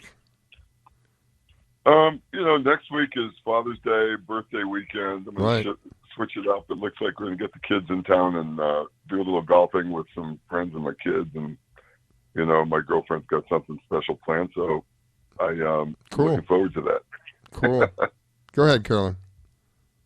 I was just, you're such an expert at kite fishing. I was going to be a little smart ass and say, hey, do you kite fish for mutton snapper? Yeah, it's funny. I was thinking this morning when I was calling you guys, geez, after these last 2 tournaments, which were pretty much troll tournaments and then this bottom part, I didn't do much kite fishing. But, I have never caught, even though I know people that have, I have never caught a mutton snapper on a kite.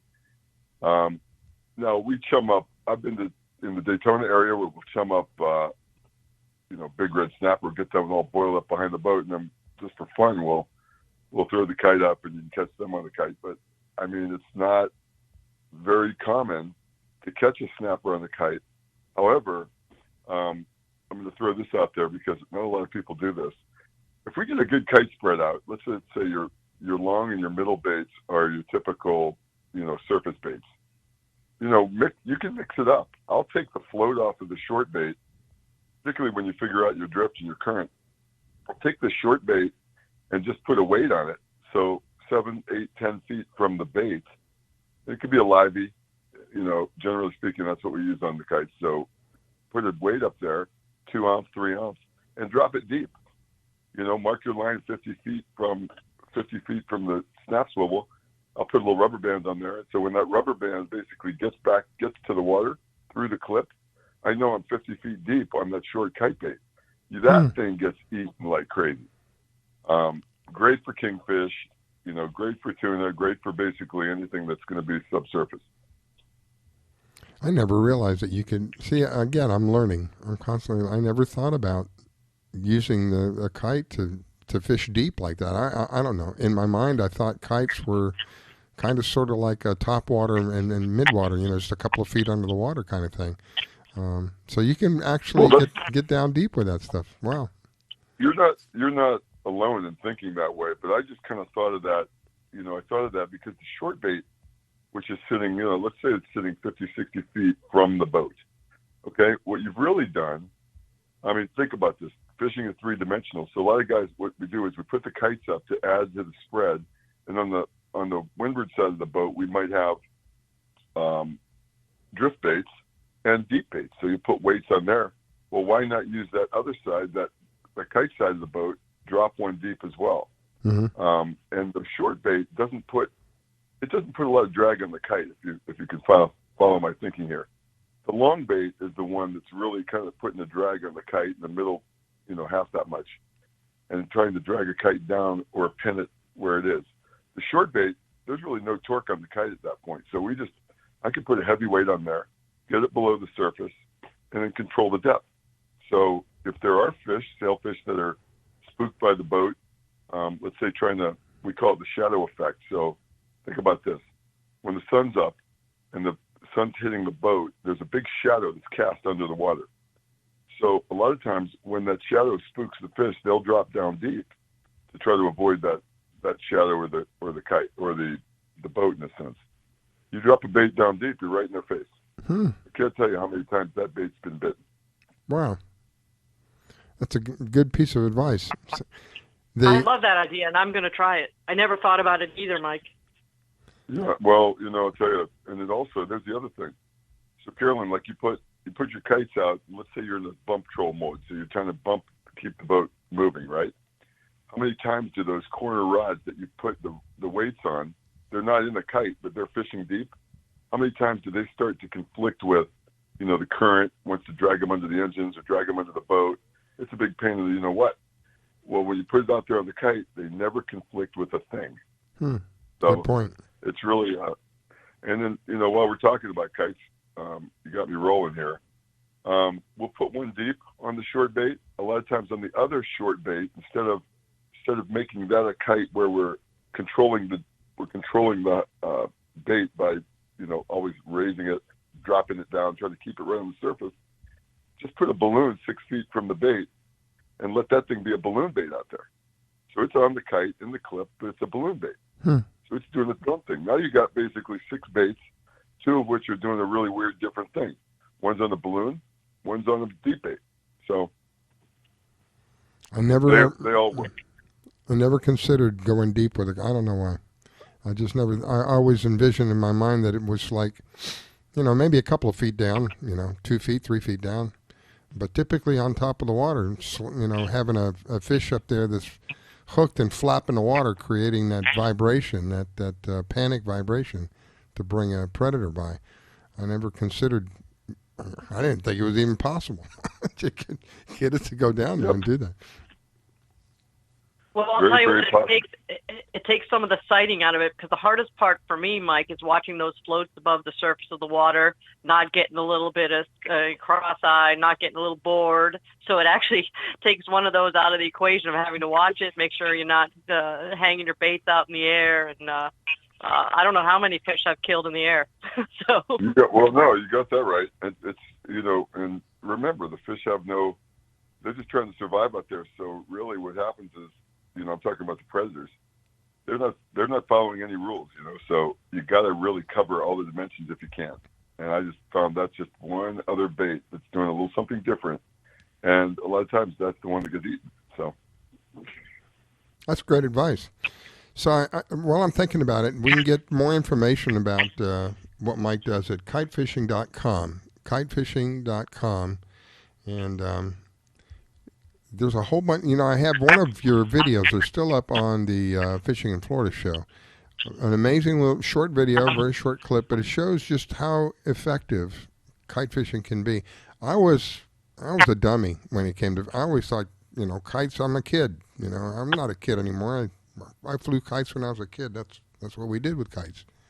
But it truly brings not only a different dimension, but what's the word I'm looking for? A greater opportunity to be able to catch fish, because you're doing something that's completely different than just dropping a line or having a line on an outrigger or a downrigger.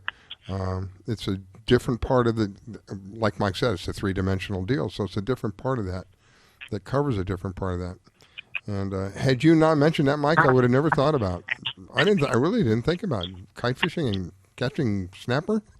That's just, I don't know why. It just didn't gel together for me. I'll tell you, Riscala, it really brings a smile to my face to see how this sport is kind of growing and how the kite specialty is becoming a really bigger thing than I imagined it, 35 years ago.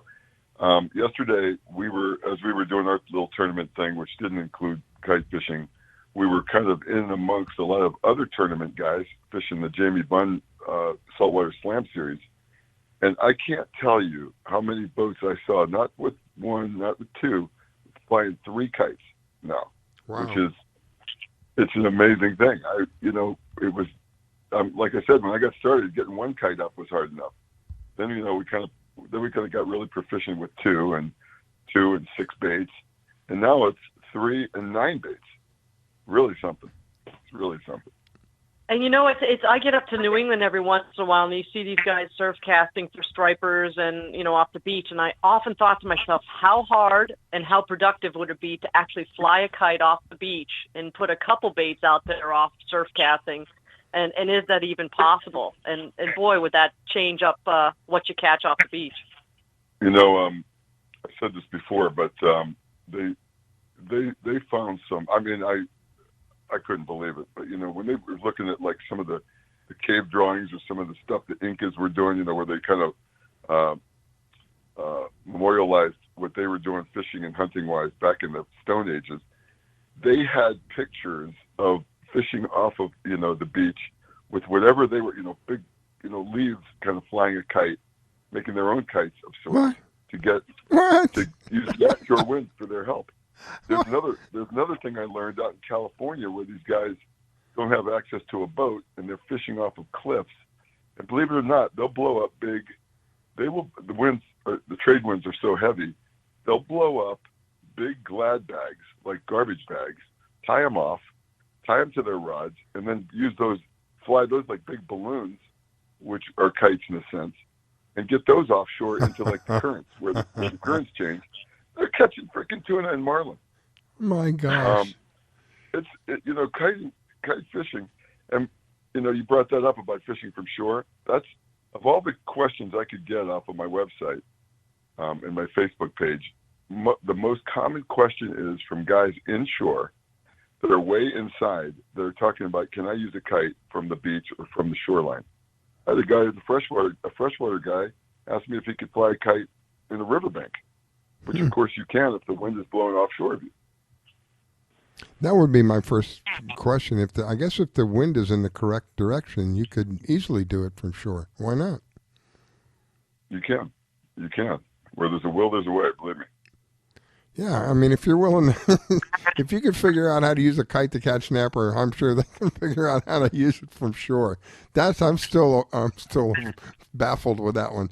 That's pretty cool. Definitely could be done. Can be done from a pier. You know, if you're not, there's another one. Kind of getting in the way of your fellow anglers beside you. I mean, there's no reason why you can't fly a kite.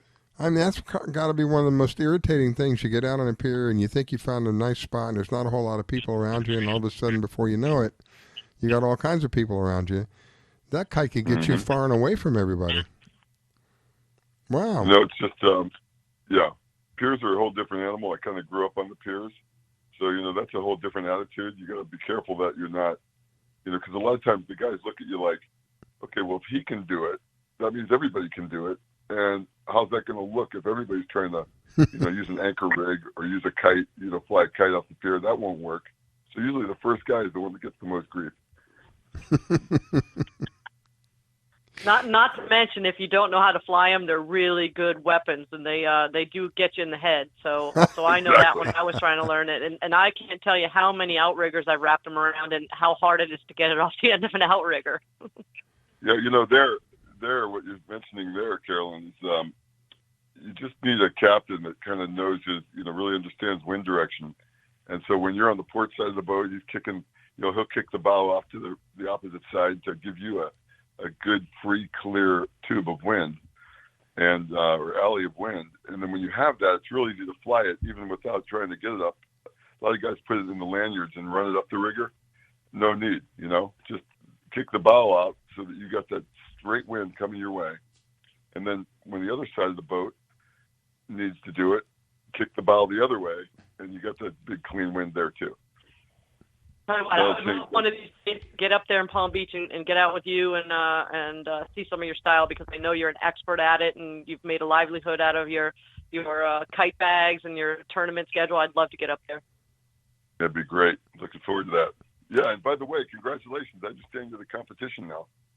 You just became a yacht broker.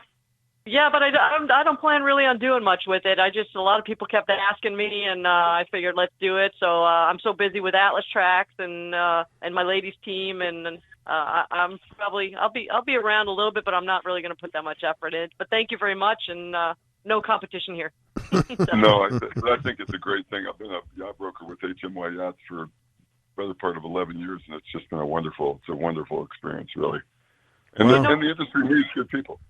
Yeah, and you know what's happening is so many customers call me for trackers, GPS trackers, and they kept saying I have to sell my first boat first, but this is going on my next boat, and can I put you in touch with someone? And I don't know how many times I handed people off, and now, if someone needs me, someone solicits me, sure, I'll absolutely help them, and mostly get them the safety equipment and tracking and sat phones that they need just to be safe. Fantastic. Well, sounds great. Yeah, I completely forgot about that. Congratulations, Carolyn. Thank you, Rascala. Absolutely, just another hat to wear. There you go. Another notch in the gun. Absolutely. My goodness.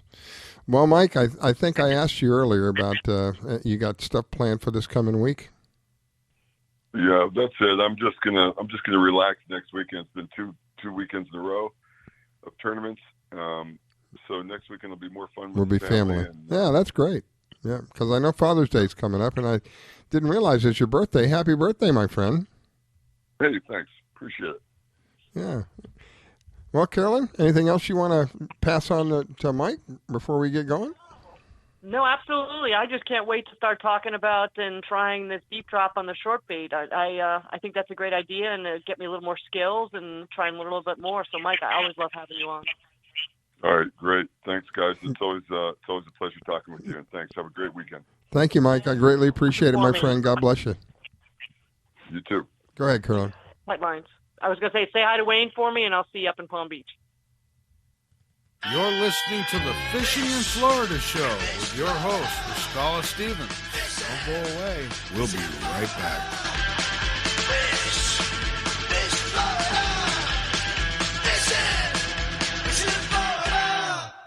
When it comes to parenting, there are no perfect answers. But that's okay, because you don't have to be perfect to be a perfect parent. Teens in foster care will love you just the same. For more information on adoption, visit adoptuskids.org. A message from the U.S. Department of Health and Human Services, Adopt U.S. Kids, and the Ad Council. Thinking of moving? Before you do anything else, call Diane Whittick. She provides a concierge service. Things like having your home or condo packed and shipped. Even take care of your home repairs or upgrades. Diane has the expertise to get it done. As a seller, you will have constant contact. She will furnish you with bids on any services that might need completion. Air conditioning, plumbing, handyman, and even cleaning. Living up north and have a home to sell here in South Florida? Just give her the keys, address, and a signature. Your payment will be wired when the property is sold. That's right, Diane does it all. Thinking of buying? Diane has great listening skills. Tell her what you want, give her your budget, and like a genie, she will make your real estate wish come true. There's no regrets when you choose Diane Whittick. To reach Diane, call 561-247-5478. That's 561-247-5478. Do you need toner for your Epson, Hewlett-Packard, Canon, Brother, Apple, or Sharp printers? Look no further than Laser Technologies. In business for over 20 years, they offer the lowest prices on toner on the web. They can also repair your laser printers and toners fast and easy. Call their expert staff today at 561-792-9600 or email us at service@laser-technologies.com for all your toner needs. All toner is shipped nationwide. Why wait? Get the lowest prices on toner. Call or email us today. Do you have an unusual pet? Did you know that the Rainforest Clinic in Loxahatchee specializes in exotic pets? They see pets that other vets don't. Parrots and chickens, ducks, geese, turtles, snakes, goats, pigs, lizards, and even monkeys. Are you a beekeeper? Dr. Clubb, the first of her kind in the area? Yes, she takes care of bees as well. Dr. Susan Clubb has decades of experience and known around the world for her reputation as a premier avian vet. Located at 3319 E Road in Loxahatchee, just a short distance north of Okeechobee Road, you will find a modern clinic with in-house labs, which allow you to get your test answers quickly. You can find them online at www.susanclub.com. That's www.susanclubb.com. Or you can reach her at 561-795-4878. It's Dr. Susan Clubb. That's 561-795-4878. The Rainforest Clinic located in Loxahatchee. 561-795-4878. Want to give your pet the celebrity treatment? Have you heard of Wolf Pet Grooming and Care in Royal Palm Beach? They're located just off State Road 7 and have been servicing the area for 14 years. Holly Wolf Pet Grooming and Care is the home of the Blueberry Facial, also specializing in tartar removal with 8 years of assisting in dental procedures. Holly Wolf Pet Grooming and Care, they're more than just about dogs. They are the only experienced cat groomer in the area. They also cater to all breeds and sizes and open 6 days a week. Holly Wolf Pet Grooming and Care, located just north of the Super Walmart in Royal Palm Beach. You can find them at 250 Business Parkway. They specialize in shampoos with no extra charge. Flea and tick dips also available. Holly Wolf Pet Grooming and Care. You can give them a call at 561-793-9992. They also provide gift certificates for those looking for that special present. Holly Wolf Pet Grooming and Care. 561-793-9992. They're located in Royal Palm Beach. That number, 561-793-9992. Call for your appointment today. This station is now the ultimate power in the universe. We have ignition. Strap in. 5, 4, 3, 2, 1. I grab my fishing pole and cast it in the water. I fish until dawn. Oh my, I caught a shark. I'm fishing and blowing on. When the sun shines all day. I just caught me a grouper. So fishing and blowing on. Oh yeah. Fishing and blowing on. Good morning from the Sunshine State. Broadcasting from Palm Beach County, it's the Fishing in Florida Show. Sundays from 8 to 10 a.m. on the WCET FM network. And now, here's your host, Riscala. All right, we are back. It is the Fishing in Florida Show. Good morning, good morning. Thank you for taking time to join in and learn. I never thought about kite fishing and catching snapper. I'm sorry. I don't, maybe my mind is just closed or something in it. I always thought of kite fishing and, the wahoo or kingfish or mahi or, kind of topfish, sailfish, that kind of thing. I never really considered kite fishing and going down deep. Again, I'm learning. I am learning. A big thank you to our home network, WCET FM 101.7 out of Columbia. A big thank you to High Point Radio, 1690 AM, out of New York, New Jersey, and Pennsylvania. And a big thank you to KYAH 540 AM out of Utah. All of those are our terrestrial associates. And then we have Marina Rock. Marina is Yacht Rock's sister station. It's another internet radio station who happens to be on the TuneIn app. So if you have the TuneIn app, you can go to Marina Rock Radio and you can tune us in off of them. The other ways you can listen to us, finally, the app is out. Yes, the app is out, and you can find it at Google Play. If you look for fishing_in_Florida. I don't know why. If you put fishing in Florida, you come up with a bazillion answers. But if you do this in this manner, you'll come up with our home network, which is WCET FM, and you can download the app. There's no spyware on it. There's no commercials on it. There's no push notifications.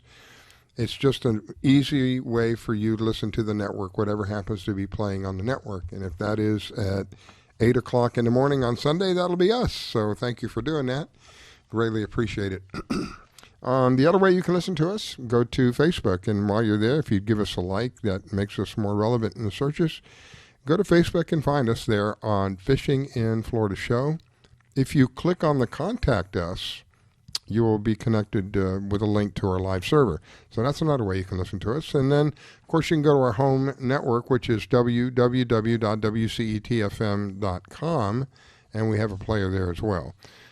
So different ways you can listen to us. Of all of those, I think the easiest is going to be if you have a smart device, download our app. It's absolutely free and guaranteed not to have any spyware, commercials, push notifications, none of that stuff. Every time you download something for free, you have to give something up. Well, I'm telling you, as God is my witness, you're not giving anything up other than a small amount of resources, very minimal amount of resources on your phone. You're not going to give up any of your privacy. You're not going to get hounded with push notifications or anything like that. We don't sell your information if you give us an email. I don't do any of that stuff. This is just, I found this to be the easiest of all ways because just about everybody I know has a smart device. And sometimes you can't get to the network. You can't get on a computer and get to Facebook off of your computer. and you try to do it through your data on your phone, and it becomes cumbersome because you have to go to a website and then click on the player on the website, and sometimes there's issues on the website. This avoids all of that. It circumvents all of that. You don't go to the website. You don't have to click on the player on the website. You just click play. It's as easy as you can get. So once again, the app is out, Google Play, fishing_in_Florida, and you can find it under WCET. Meanwhile, let me welcome back my co-host, Carolyn. What are you doing over there, Carolyn? I hear you banging off in the background. Sorry about the Scala. Up deep dropping kites. Oh. Oh, so you're practicing, are you? I am looking at. I can't wait to try this, and I didn't realize the best mutton baits were the ballyhoo with the tail and the head cut off. So I do a little research when I can, but I apologize for that. Oh, that's all right. Did you think about using a kite to do something like catch a snapper? Did you think that was in the in the game, so to speak? Actually, no. I was trying to be a Weidenheimer, so I didn't expect the answer to be yes. Yeah, well, now I don't feel so bad. I don't know why. I just, in my mind, when I thought about, first of all, Mike has been an entire encyclopedia of information when it comes to kite fishing. If you really want to know about kite fishing, this is a gentleman that you need to speak to, kitefishing.com, Mike Simko. When I first heard about kite fishing, I thought it was silly. I'm just being honest. I thought kites and kids. I'm not a kid anymore. I'm not going to fly a kite. That's silly. Come to find out, kites can be extremely advantageous for you when you're out there on the water and allow you to do things that only a kite can do. You can't do it any other way. Not that I'm aware of anyway. And it allows you the opportunity to increase your odds exponentially. I didn't know it. Well, first of all, I didn't realize how vital a part of fishing kites were. So once I learned that, I didn't realize that. I'm thinking kite kind of like an outrigger. An outrigger, you have one line. No, on a kite you can have, I think, up to 3, maybe even 4 on particular kites, but I think it's 3. So for every kite that you fly out there, you could have one on one side, one on the other side, and one in the middle. That would be 9 lines right there, all separated from each other, and still be running an outrigger, still be running a downrigger. So it's amazing when he was talking about the 3D, the 3 dimensions, how you can cover, and a kite can help you do that. But I don't know, for the life of me, I just never thought about doing it with snapper. Just something to cover. I'll tell you what I like about it. So when we're drifting for snapper, you could be in deeper water and you literally are bumping your bait off the bottom. Yeah. And then all of a sudden you come up into 50 feet. Well, what happens? Your hook and your rig get stuck onto the coral. Right. So either you're losing rigs because you have to break the line, or you're missing an opportunity. I kind of like the kite idea because it keeps the bait relatively stable. Depth. Yeah, that's what I was thinking. When you were talking about that, I'm thinking, because those are some of the things that I love the drift. I just, because it opens you up to so many things when you're drifting. But then again, you could be drifting and you hit something that's coming off the, you're going from a 30-foot drop, like down in the Keys. It's 30 foot, and then it goes from 30 to 60, and then from 60, it's just deeper and deeper from that point forward. And then when you're coming back in, if you're drifting, because my favorite thing was to go out and then come back in, go out and then come back in, drift in as it's deep and then comes, to shallow. That was my favorite way to drift. Well, if you're doing that, and you've got your line down at 100 feet, but now it's not 100 feet anymore. It's now 50 feet. You're going to be dragging the bottom, and inevitably you're going to grab something on the bottom. I'm thinking in my mind, with a kite, if you set it down to a particular depth, it's that depth regardless of what. You're not relying on the bottom anymore. So I think it really is a great advantage to having you have a kite, right? Yeah, actually, we have a few kites depending on wind conditions, and we are definitely novices on that. But and you're correct. There's usually 3 clips along that string of that kite where you can individually put out lines. The only trick is while you're deploying your baits, you have to have somebody on the kite rod sending that out, somebody on the 3 fishing rods putting the scope out, because you kind of want to drag that fish out and kind of keep free spooling. So you almost need 3 sets of hands to get one kite up. So it's a little tricky, but I think I'd like to try it on some of the deeper waters. Wow.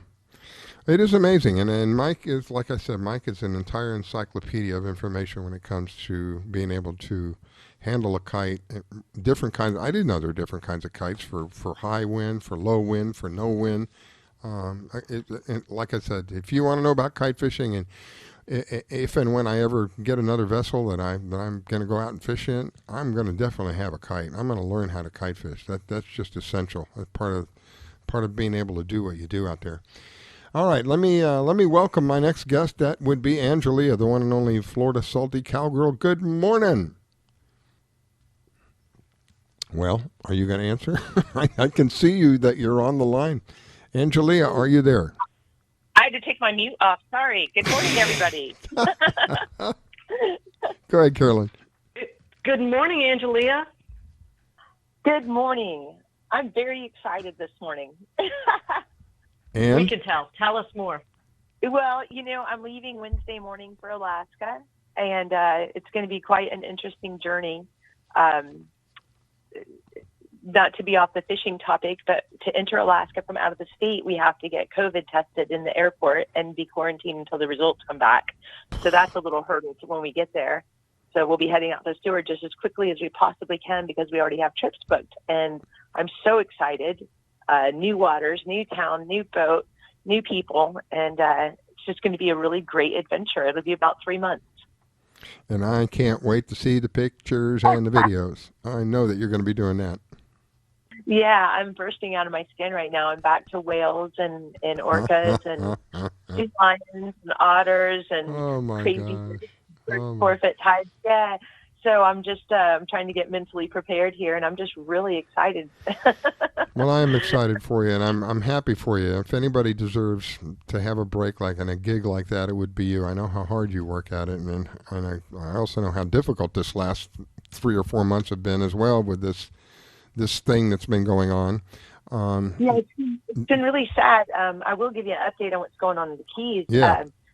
For 3 months, we were done. I mean, we got shut down hard and really fast, too. We had 3 days notice, and every captain and every hospitality worker in the entire Keys was out of business.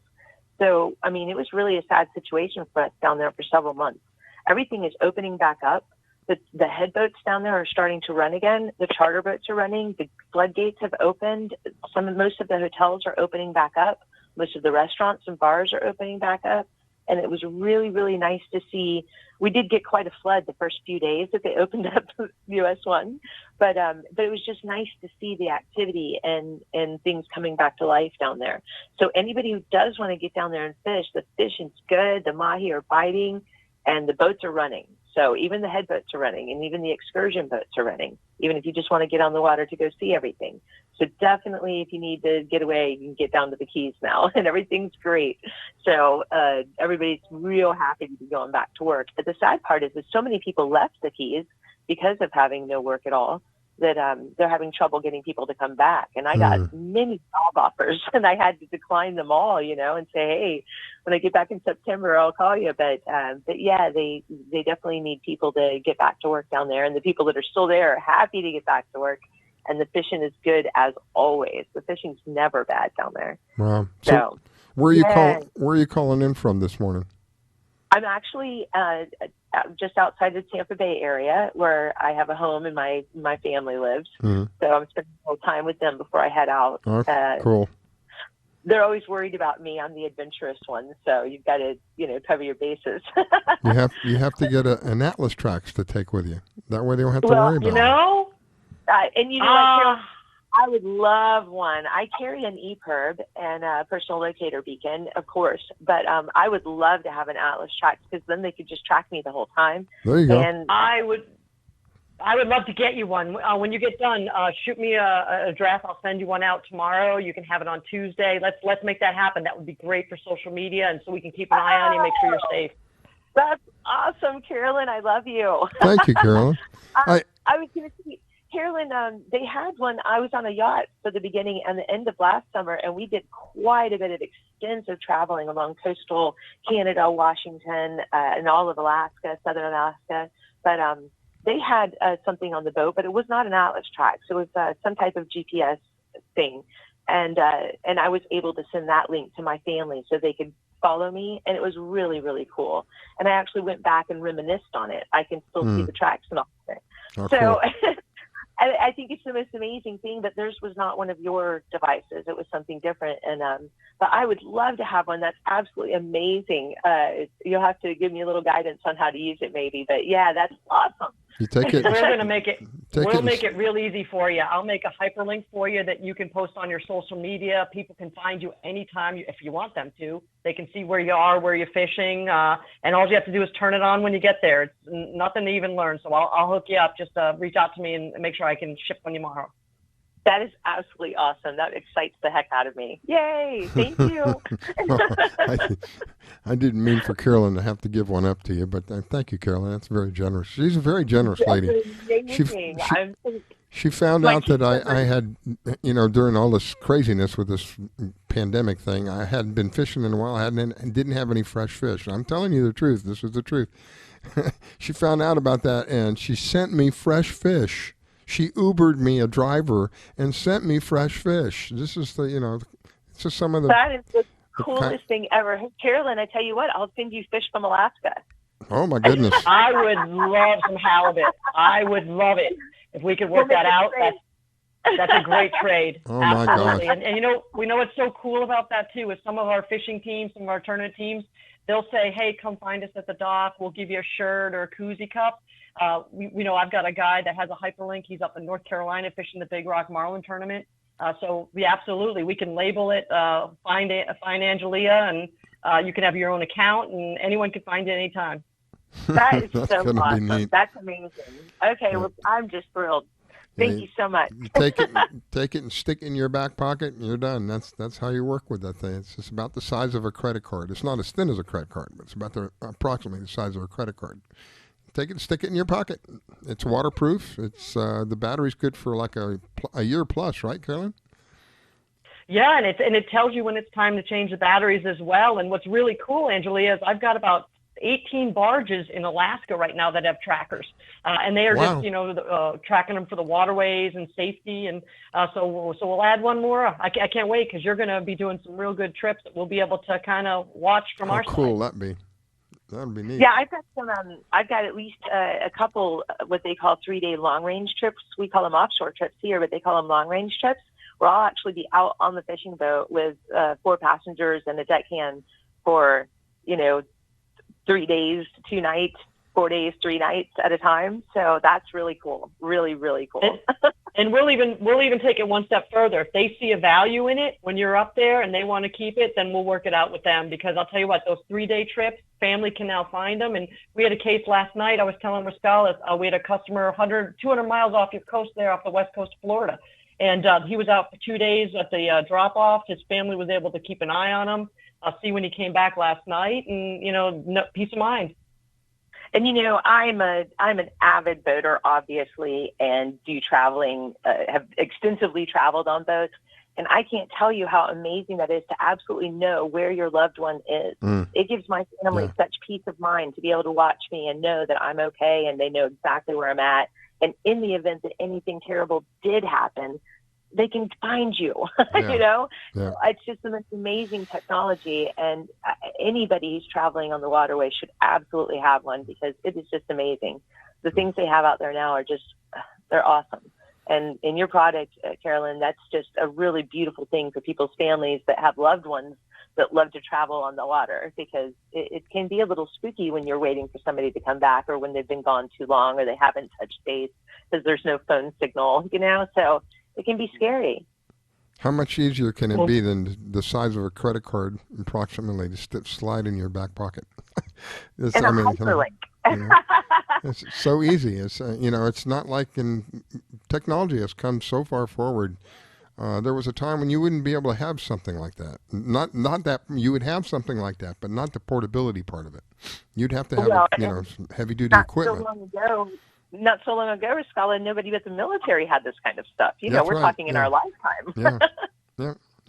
We had that stuff back in the 70s when we were shooting drones off the coast of Panama City when I was in Air Force out there, and we could tell wherever the drone was. And I really didn't think much of it back then. It was just something the military had, and when I left, I just kind of left my mind. And now I think about it, I go, wow, you know, they've had that kind of technology for quite some time. And before they release it to us, we finally get it. Hey, this is cool, right? Yeah, it's been around. It's not the first rodeo. It's been around a while. All right. But to be able to compact it for everyday use for people in the size of a credit card is pretty darn amazing. Yeah, it is. It's pretty cool. All right. Well, I'm going to wish you safe travels, my dear. God bless you. And I'm looking forward. And I can't say I'm as excited as you are because I'm going to be here, but I am excited that you are going up there, and I do envy you for being able to be able to have such a beautiful experience. My gosh. And I'm looking forward to hearing back from you. Let me let Carolyn say goodbye to you, and we're going to sign off. Thank you, everybody, for tuning in this morning. And again, the app is ready. Go to Google Play, look Florida look up fishing _ Florida. You'll see our WCET, our home network there. Download the app. It's free. No spyware, no push notifications, none of that stuff. Just a simple way for you to listen to the network. Thank you, everyone, and thank you, Miss Angelia. God bless you, my dear. Carolyn, go ahead, and we'll sign off. Absolutely. Travel safe. Shoot me your address, and I'll get a tracker out for you tomorrow so we all know where you are in Alaska. You got it, girl. Thank you so much. And I'll be calling and letting you know when I can be on the show, and I'll give you an update. Excellent. Thank you. Wish you an awesome day, my dear.